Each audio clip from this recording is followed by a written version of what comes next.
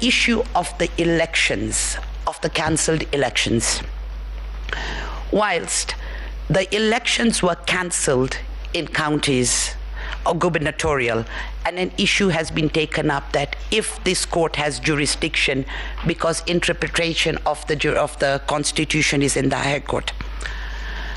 My ladies and my lords, Article 101 actually gives a date cast in stone when our elections are going to take place.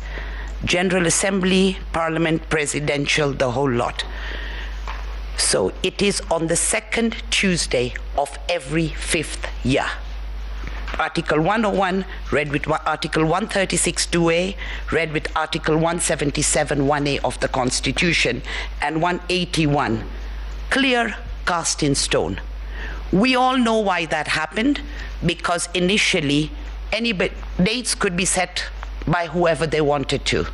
And you could have a date on the 29th of December for an election where voters were available or not available. That was the history of that, in a very narrow way. We now have a situation where elections were cancelled. Today we have a chairperson and an IEBC who are so disconnected.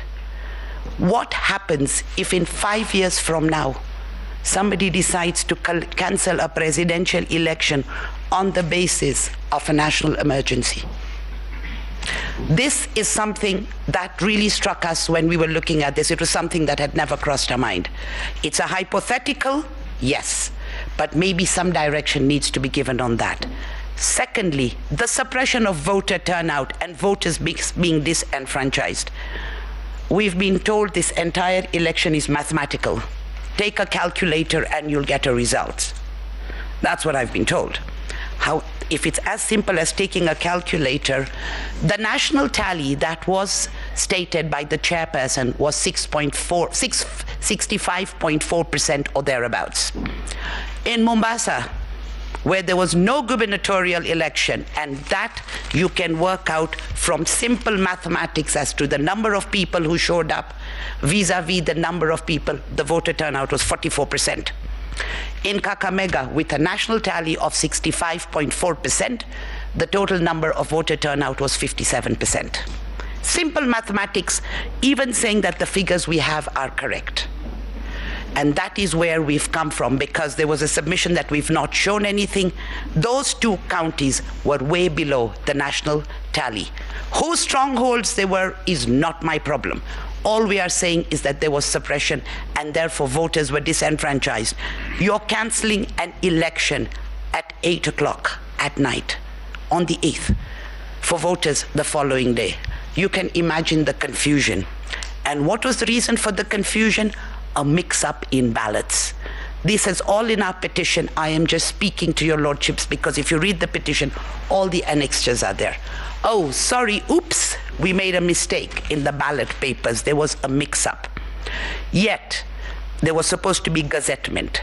A replying affidavit by the CEO, and it was supposed to be done by the 1st of July. A replying affidavit put in this petition by the CEO. Oh, we gave it to the national printers, the government printers, but they didn't print it, and so it should be deemed as done. There are news articles saying 128 ballots came to this country with ballot papers on the 7th of July, 6 days after this gazettement, or 7 days. And it is quite clear that there was an issue with the gazettement. It was backdated. But 128 ballots were already there.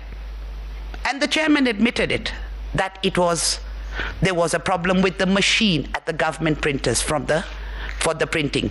Even if you assume that it was printed on time, it was sent on the 1st of July. The earliest it could have been done was on the 2nd of July, because they haven't given us a time. We are voters, we are just watching this. We are watching this drama unfold. That being the case, and on the 7th, 128 ballots came. That's a lot of ballots and a lot of ballot papers. Nobody checked, like I keep on saying, 30 billion shillings later, we can't get an election right because there's a mix-up in the ballot.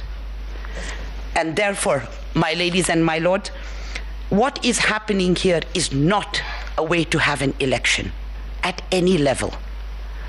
We don't know what is going on as voters.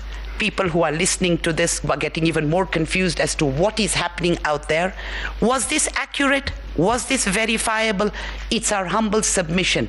The commissioners who came out, the disconnect between the commissioners shows that there is a problem. Mr. Chebukati says it is verifiable and accurate. The voter, what does Mr. John Joroge know? The commissioners are saying it was opaque. Where does the voter go? Has everybody forgotten the voter in all of this? The political parties are saying, I won, I won. We want to know what happened to our vote, and where we are today, we actually cannot say that where this vote went and what happened.